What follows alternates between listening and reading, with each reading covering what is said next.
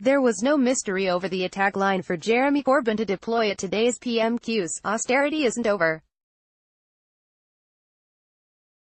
The Labour leader started well, quoting IF's head Paul Johnson on the cuts unprotected government departments, those outside of the NHS, international development and defence will still face. If I were a prison governor, a local authority chief executive, or a head teacher, I would struggle to find much to celebrate in the budget.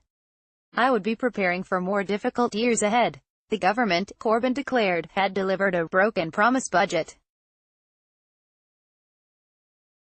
He later cited the continuing benefits freeze, so that welfare payments do not rise with prices, another instance of austerity. But the Labour leader then gifted Theresa May a retort by complaining that the government instead brought forward a tax cut for higher earners.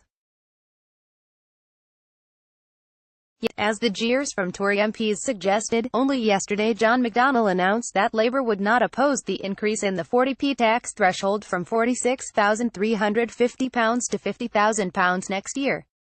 The Shadow Chancellor, May noted, had defended the windfall for middle earners, head teachers and people like that. Would Labour, she asked Corbyn, now support the tax cuts and vote for the budget?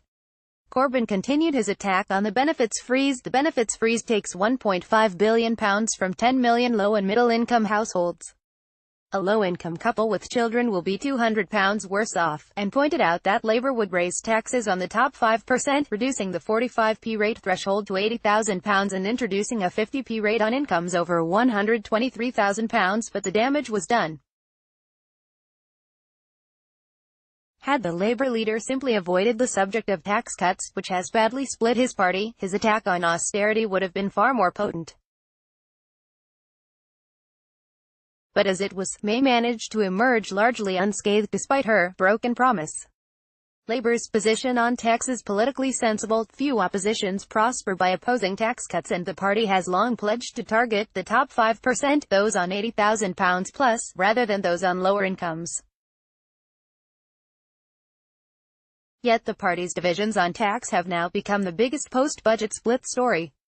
At a time when the Tories are riven over Brexit and much else, that is some achievement.